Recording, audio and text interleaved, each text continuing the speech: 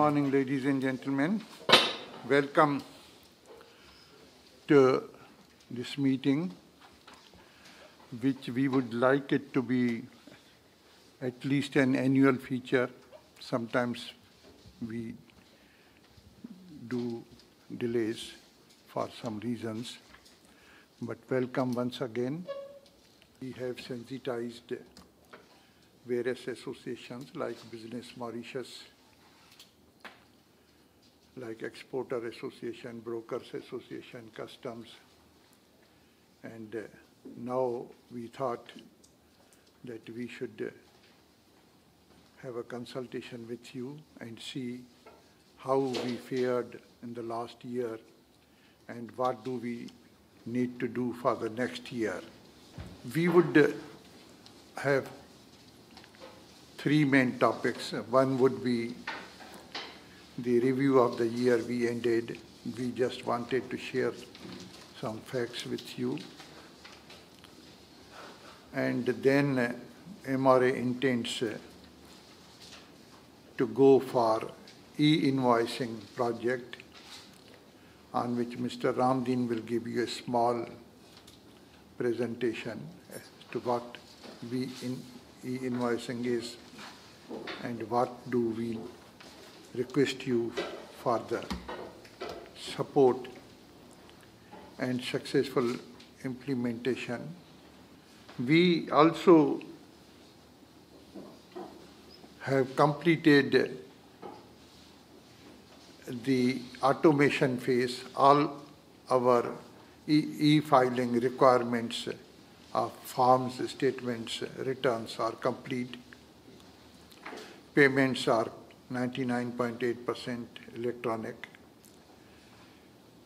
We want to embark on the second phase of automation, that is the e-auditing and e-assessments and e-objections. And as a first step, we would like to contact all the taxpayers and the stakeholders through a portal, automated procedures, and we would also want the compliance online and in the issuance of the notices and claims also online. And Mr. Sona would give a small presentation on this, and again we would like to seek your guidance. You are the senior people, you are the persons who know the other side of the business, and we will share with you, and then we will see how we can proceed. As far as the revenue collection, so the year we ended, we were able to collect 112.6 billion of rupees, which is 27% above the collection of 2021. And if you compare this with pre-pandemic period, that is 2018-19, it is 15% above 18-19. We believe that this year we would be around 130 billion, exceeding 130 billion, which we believe now would be able to meet the 90% of the requirements like previously we used to do, except these two pandemic years when we had a loss. But then we believe that 21-22 has been a good harvest, and 22-23 will be equally bountiful. And if you would kindly see the individual taxes behavior, we got a 40% increase in corporate income tax and 21.1% increase in personal income tax and 33.9% in value-added tax. As compared to this, there was an increase of 7.8% in excise duties, mainly because of the concessionary duty structure announced by the government for vehicles. There was a reduction in the duty of vehicles. And during the COVID period, in fact, vehicles were cheaper as compared to the previous years. Social contributions are about 27.4%. Gambling taxes are above 8.8%. We have a difficulty in gambling taxes because casinos were mostly closed and have not been able to come at the normal level. The other taxes are 23% higher.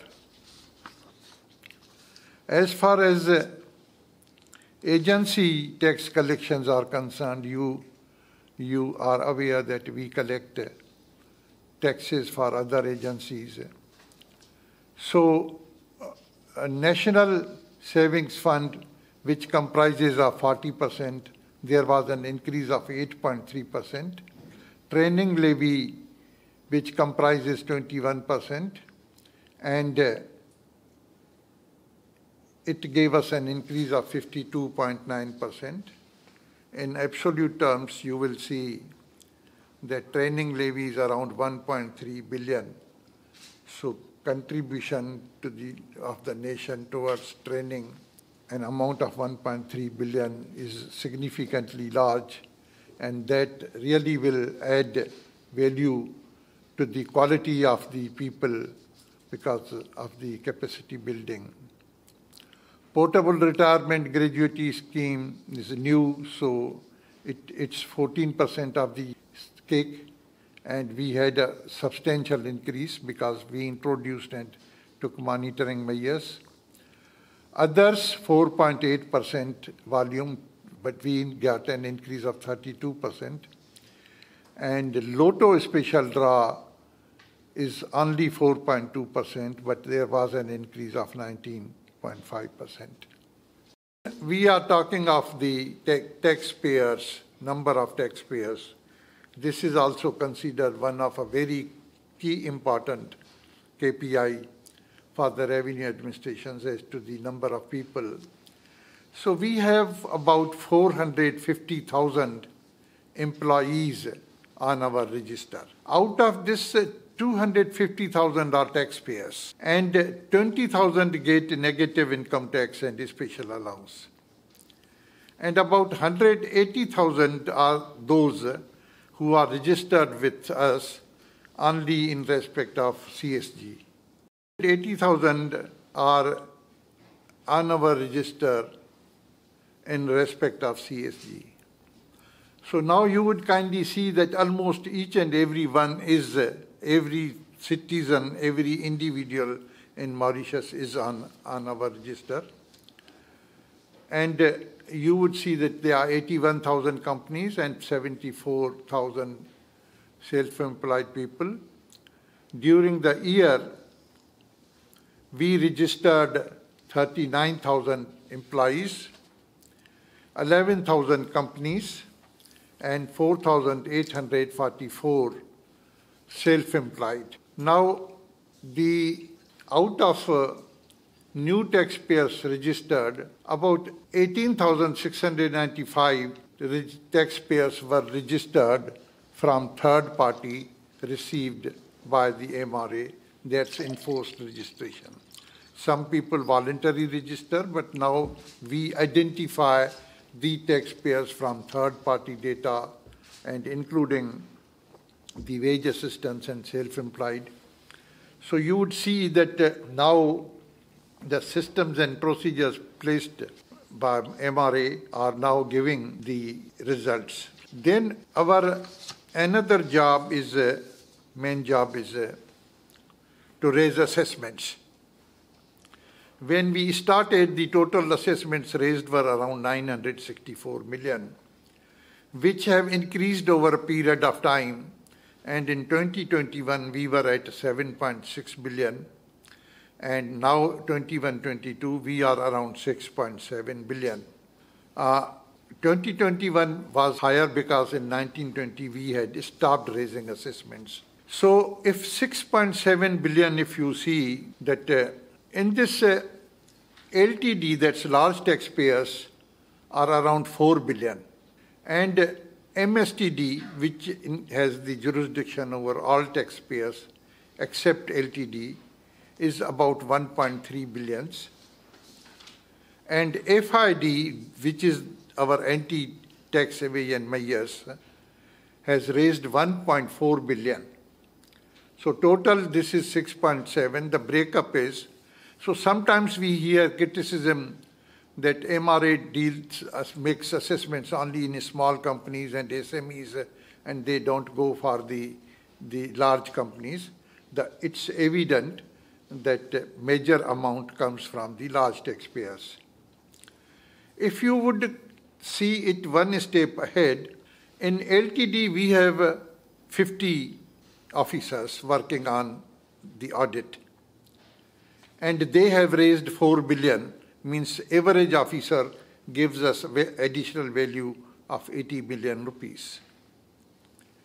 In MSTD, we have 152 officers doing this job, and they have raised 1.3 billion. That gives 8.5 million.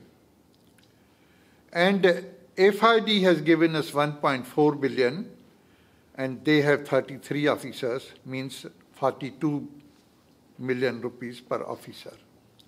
Sometimes we hear the criticism that the officers are only raising small assessments and their contribution is less than what they are paid. I mean, they are paid around 500,000 rupees every year. If you translate this into the income unreported or income not declared or income this, it would come to 45 billion of rupees. So with the GDP of 450 to 500 billion, that means 10% undeclared GDP has been identified by MRA.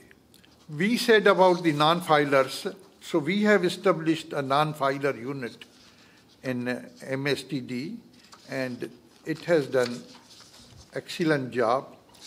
You would see that returns filed after enforcement action means, as on 15th of October, we had received last year 202,000 returns.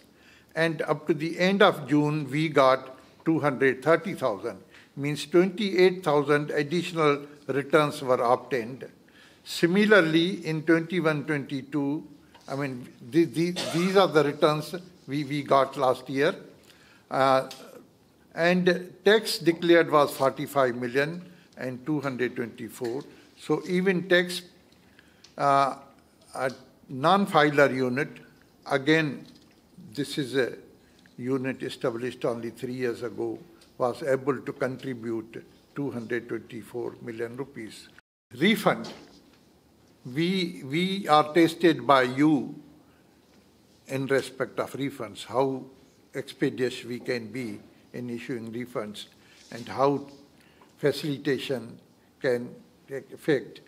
You would kindly see that VAT refunds less than 10%, in small and medium taxpayer 70%, and large taxpayer 98%. Between 10 and 20 days, small and medium 21%, and large taxpayer 1.8%. And about 20 days, you would see it's 0.2%. So we believe that this is, again, this performance is one of the best in the world. Now we should stop saying best in Africa or number one in Africa. Now we are talking little wider. And income tax refunds, we had out of 69,000 claims, we instant refunds means without the intervention of a human being. The machine automatically issues the refund. There were 64,000 471, and only 3,000 claims were subjected to human intervention. And time taken to refund is 90%, 95% for 10 days, and 5% for about 10 days. Return filing compliance rate. In VAT, it is 92%. Personal income tax, it is 89%. And corporates are 77%. So, survey was conducted during September, October 21. We conducted September, October 22 also. The results would be available after 2 days. We will announce this day after tomorrow.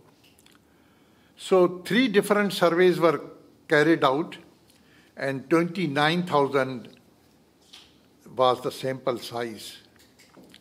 And overall service delivery at the MRA, general public said 85% said good and very good. 13 were no opinion, and 2 said very bad.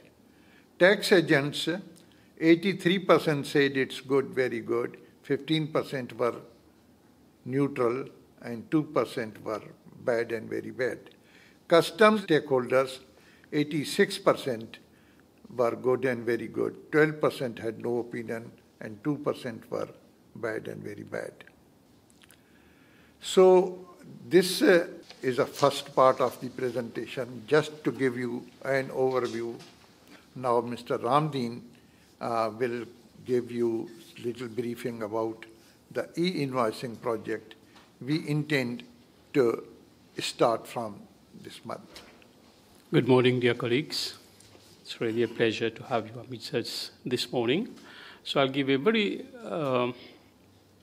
high-level overview of the e-invoicing project that we will be launching before the end of this financial year. Go live. I'll be talking about what is e-invoicing, the global evolution, how the system operates, benefits of e-invoicing, and what changes. For generating invoices and associated documents in electronic file format, which allows for transfer of billing information between the buyer, the seller, and the tax authority. So I would say that a scanned copy of an invoice is not an e-invoice, because this invoice needs to be in electronic file format that allows, just as a return, it's a file, electronic file that goes through the internet connection. This e-filing, e-invoicing has been there since quite some time now. It has been implemented in over 75 countries around the globe, with over 30 European countries and 25 countries and more than 20 countries from Asia and the Americas combined. So this is the global evolution. You would see it from this heat map. Almost all the countries have adopted or in the process of developing e-invoicing. You would see the laggards. The big chunk up is Greenland, so we can ignore it. You would see that most of the countries, Africa is the main laggard, although a few have developed it already. So this is the situation in Africa. You would see that they are developing quite number of countries have adopted e-invoicing, but in some countries it is still voluntary, though most of them are mandatory. So this is the situation, how it has developed now. How the system would operate, I would take you through that. To explain it better, we have taken this graphic representation. So let's take a customer who goes to a shop. He makes his purchases and goes to the cashier, where the cashier prepares the invoice. When the invoice is completed, but before it is issued to the customer, the system itself, if a compliant, a cash register, POS, or ERP, would automatically, seamlessly connect to the MRA system and send the invoice details in real time to MRA. Now, when the information comes to MRA, it is what we call the invoice fiscalization platform, whereby the invoice details are registered on the MRA platform. And I would say that a unique identification number is sent back to the POS from the MRA system to the POS. And that registration number, to be short, is printed on that invoice in the form of a QR code, as you see on the invoice, which is given to the customer. So this is very simple. As I said, if the cash register or the POS is e-invoicing compliant, the cashier don't have to do anything. Everything is done seamlessly by the system. Now, the customer can use his smartphone to scan the QR code to see whether this transaction has actually been registered on the MRA platform. That also will provide a software that customers can download to be able to do this verification if they want to.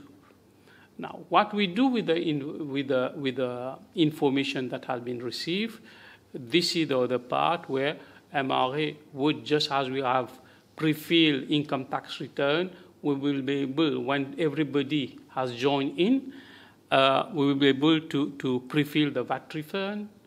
There are other, let's say when there is a request for refund, application for refund, we can process without asking the taxpayer to bring a copy of the invoice also. So this system would be doing it automatically. What are the benefits to the community? What are the benefits of this e-invoicing?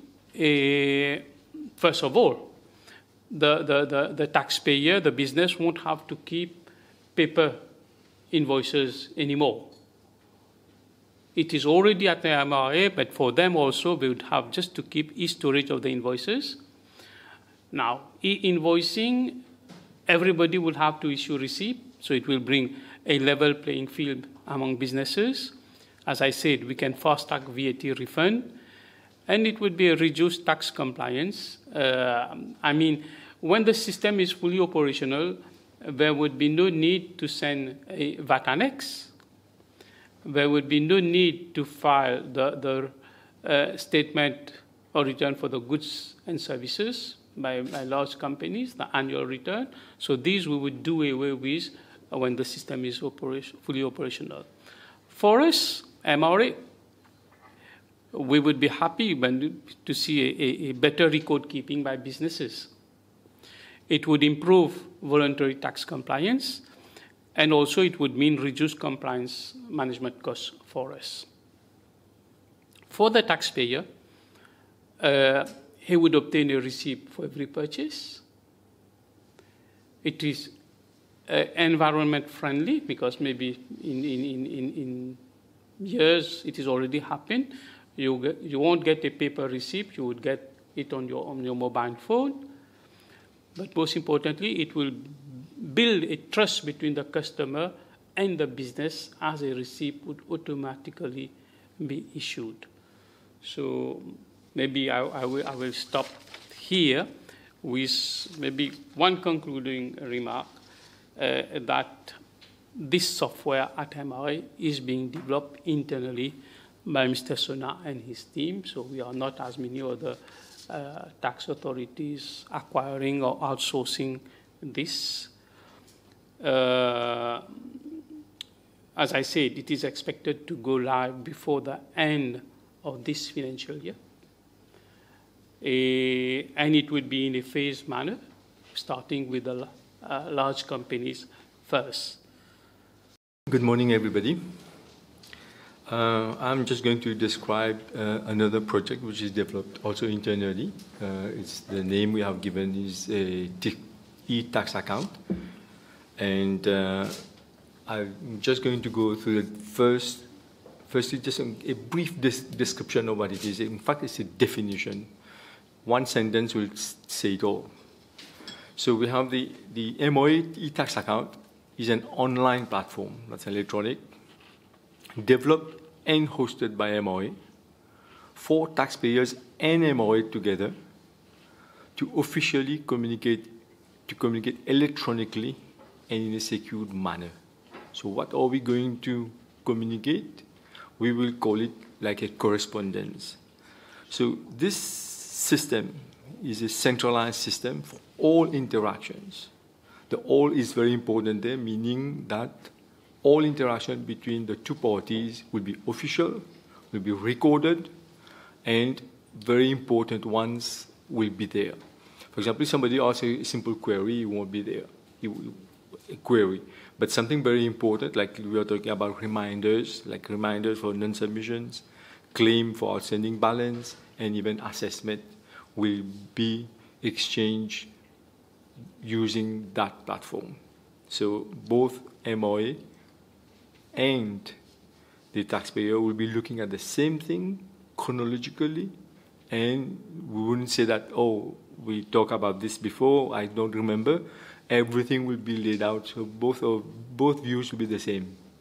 It's much easier for follow-up. It will minimize the existing paper correspondence because we know that we want 100% paperless, but we still have a few processes that are done in a paper-based manner. And even the phone calls would be reduced. And in fact, in the long run, we want to eliminate totally the paper, the email, and the phone call. Because it's too time-consuming and costly. You will see that a phone call, if you take a phone call and then you measure it in terms of money, it's quite expensive. So in the long run, I'm sure with labor costs going up, it's the best thing to do is make sure that everything is electronic.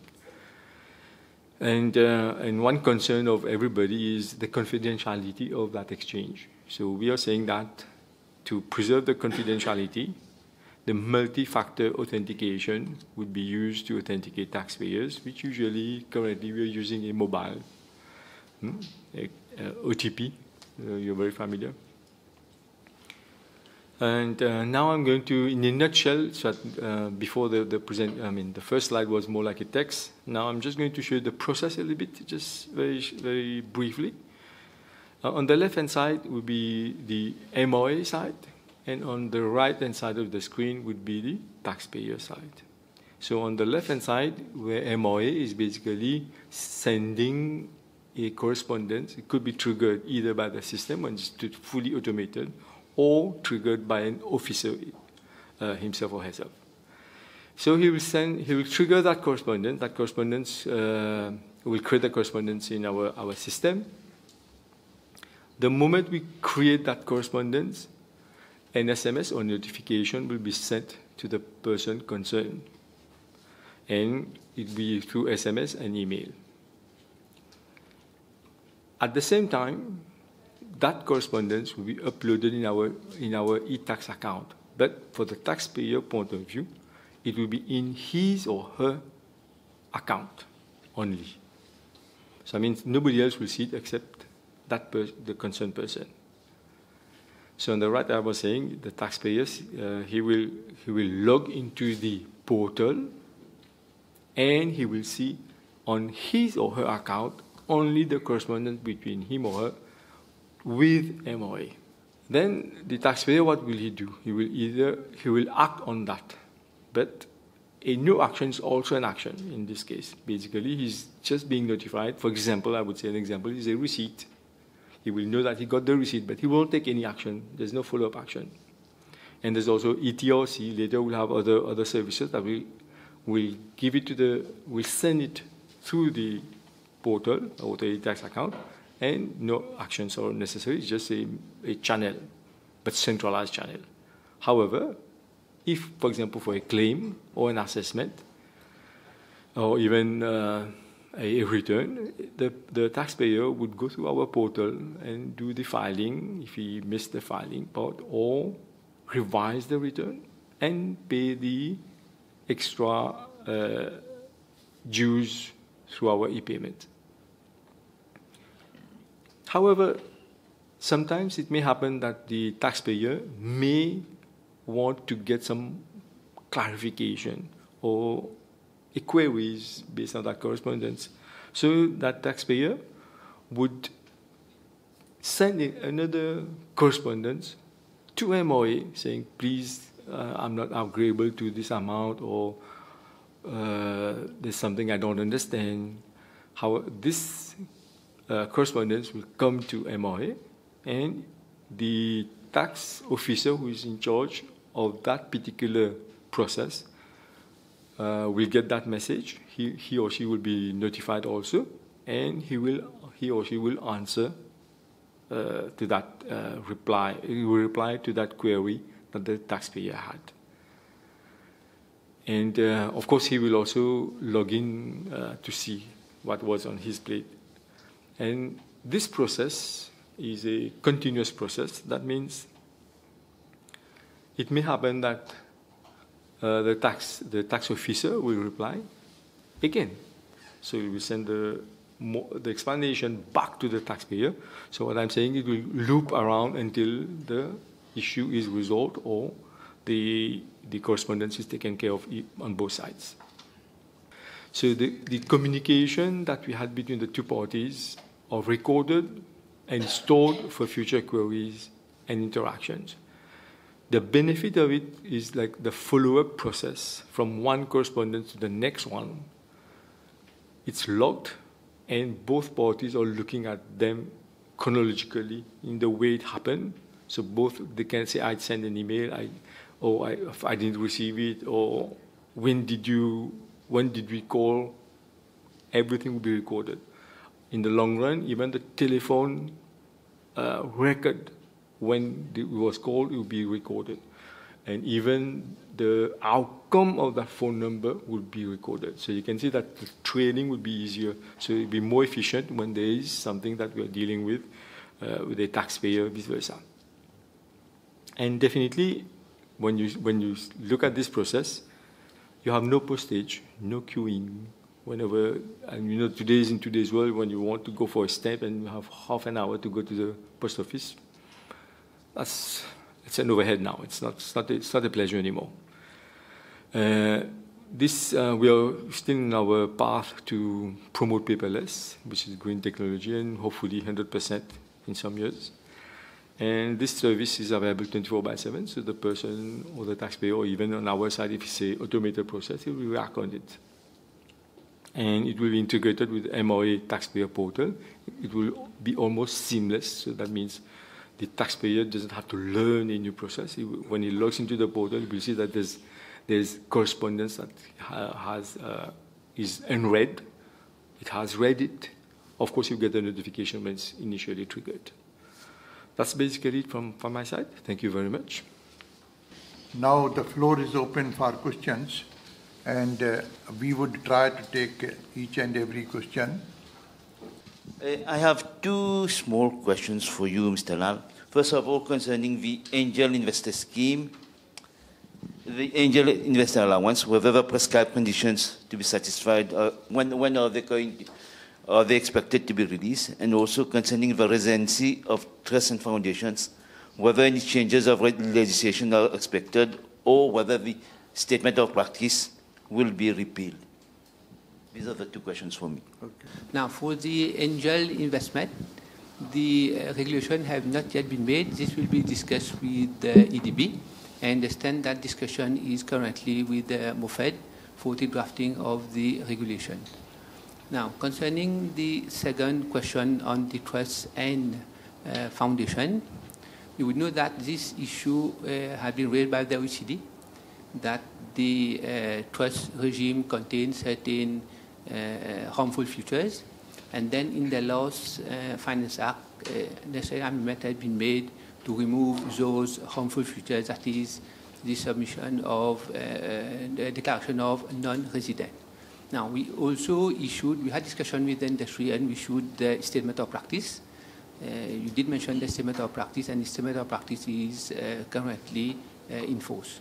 Now, concerning forthcoming legislation, we had discussion with the industry and we liaised with the OECD. As we have said earlier, we want to have a regime both for trusts and foundation which retain the competitiveness of Mauritius, but at the same time comply with international standards. So we had two proposals with the industry. The first one is to have an exemption for trust and foundation. So we discussed with the OECD, so raised certain concern with that law. We got another proposition afterward where we want to copy it like Singapore, but then Singapore is a territorial basis. We want to have a partial territorial. So we also discussed with the OECD. Now, in this Finance Act, no amendment has been made, no proposition, but discussion is still going on with the industry, and we will liaise with the OECD to have a trust and foundation which satisfy the industry need, but also comply with international standard. But as far as we have not yet implemented those changes, the system of practice will still be enforced. Yes, good morning. Good morning. Will the e-tax account cater for tax agents? Because usually taxpayers just give us everything to do for them. So tax agent will have to get access to the e-tax account of taxpayers. We have to make sure that we do respect the confidentiality part also, just like we do for taxes. So the consent between the service provider, in okay, let's say you are doing it on behalf of a taxpayer, then the consent somehow has to be recorded so that we can share the information between the taxpayer and the accountant and MRA. So we have to look into this in our solution. Yes, can have other taxpayers to give you authority to give tax agents access to the account. The authority would be his username and password. Yes. If he is willing to give you, then obviously you can do everything. But then the authentication, if you take the mobile number of a taxpayer, then we won't get the details. No, so let this issue, I mean, we understand this issue. We had resolved this issue at the time of filing of returns when we gave tax accountants what they as filing services. Yeah. We also will see this, but we need to keep some confidentiality. There are taxpayers who even don't want to see their advisor each and everything. So to what extent they allow them, but we will see what are the best international practices and we will come with that. Yeah. Let's not clinch this issue now. What is the extent of the application of the OECD guidelines in terms of Section 75 of our Income Tax Act? Because increasingly we are seeing a lot of challenges on related party transactions, and we're not clear whether the guidelines is effectively being adopted by MRA, because we see cases where the behavior is quite inconsistent. So that's a big and important one for us in terms of the application of Section 75. Thank you. Section 75, subsection 3, provide for regulation. So far, we had not had any regulation on transfer pricing rule.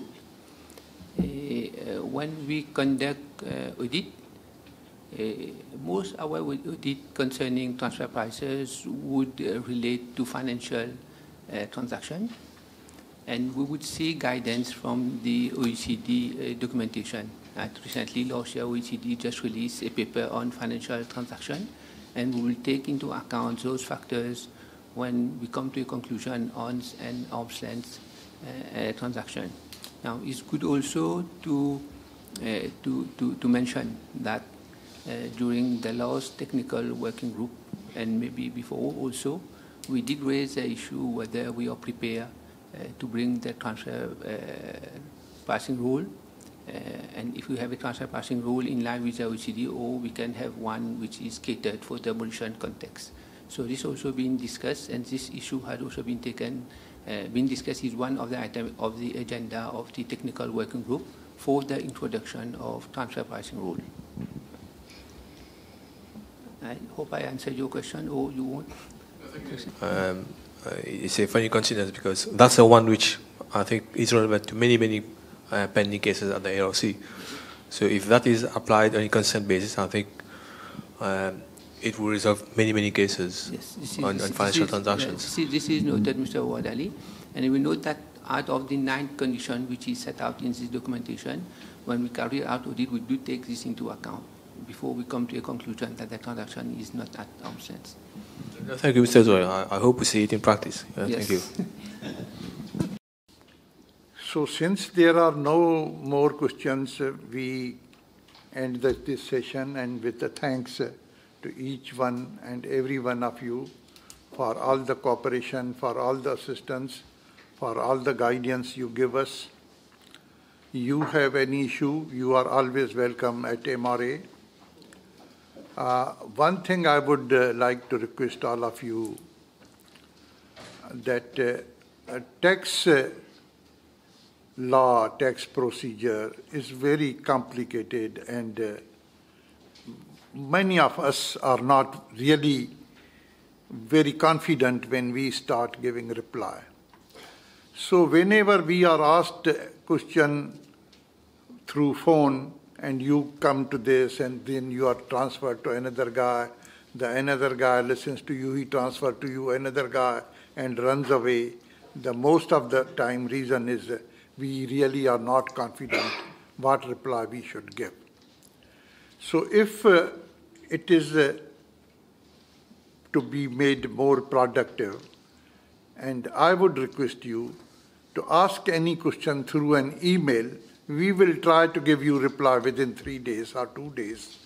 So that would give us chance to consult each other, because when you come on the hotline and you come the phone, he takes you to some technical officer in MSTD. That technical officer, most of the time, he is not very confident in the answer. Even if he knows, he tries to talk to the team leader. So let us try to switch over this to an email rather than a phone call. If it is a phone call, today is my case, can you give me an adjournment? That's administrative, that's slightly possible easily. But any law question, any of this, we would prefer that you send us any query through email. So thank you, ladies and gentlemen. We are grateful for everything you do for us.